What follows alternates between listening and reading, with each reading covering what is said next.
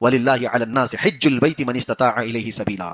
اللہ فرماتا ہے کہ جس کو استطاعت ہے اس پر حج فرض ہے، حج کرنا اس کے لیے ضروری ہے۔ اور جو استطاعت کس کو کہ استطاعت کا مطلب اکثر لوگ یہ سمجھ بیٹھے ہیں کہ کروڑ پتی ہوگا تو ہی حج پہ جائے گا۔ حج پر جا کر آنے تک کے پیسے ہیں تمہارے پاس، اور گھر بھی چل سکتا ہے، راشن پانی سب ہے، اتنی اماؤنٹ جس کے پاس ہے اس پر حج فرض ہو گیا۔ چلیں حج کے زمانے میں حساب بھی کر لیتے ہیں۔ تو میں بتا دوں حج کے لیے جانے اور آنے تک کا جو خرچہ ہے، گورنمنٹ والے تو 3-3.5 لاکھ روپے میں کر دیتے ہیں۔ اگر مجبوری ہے کہ گورنمنٹ سے نہیں مل پاتا یا اچھی سہولت کے ساتھ جانا چاہتا ہے تو زیادہ سے زیادہ 7 سے 8 لاکھ روپے ابھی فی الحال جو چل رہے ہیں، اور گھر میں مہینہ بھر جا کر کے آئے گا تو 1 لاکھ روپے خرچہ ہو سکتا ہے، گھر کا راشن پانی، اس سے زیادہ تو نہیں ہوگا۔ گھر کا راشن مہینے کا 1 لاکھ روپے بہت کم لوگوں کا ہوگا، پھر بھی ہم پکڑتے ہیں۔ سب سے زیادہ ملا کر کے بھی اگر دیکھیں تو 10 لاکھ کی قیمت جس کے پاس موجود ہے اس پر حج فرض ہو چکا۔ زکوٰۃ کی طرح مسئلہ نہیں ہے اس میں کہ سال گزرنا ہے، جو 10 لاکھ کا مالک ہے ابھی اس پر حج فرض ہے۔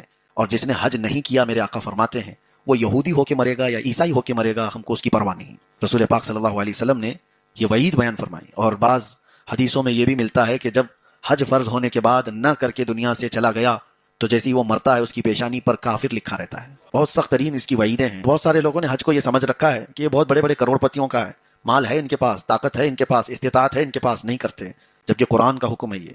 اور اسلام کے جو 5 رکن ہیں، 5 پلر ہیں، ان میں سے ایک پلر ہے حج کرنا۔ آپ استطاعت کے بعد اگر نہیں کیے ہو تو اسلام کو ہی ڈھا رہے ہو، آپ اسلام کے ایک پلر کو ختم کر رہے ہو۔ تو اس پہ سیریس رہیں ہمیشہ۔ اکثر میں اس بات کو کہا کرتا ہوں، جو ہمارے یہاں ایک کانسیپٹ بنا ہوا ہے سب چیزوں سے فارغ ہونا چاہیے تبھی حج فرض ہے۔ تم کبھی فارغ ہو ہی نہیں سکتے، دنیا کبھی فارغ کرتی ہے؟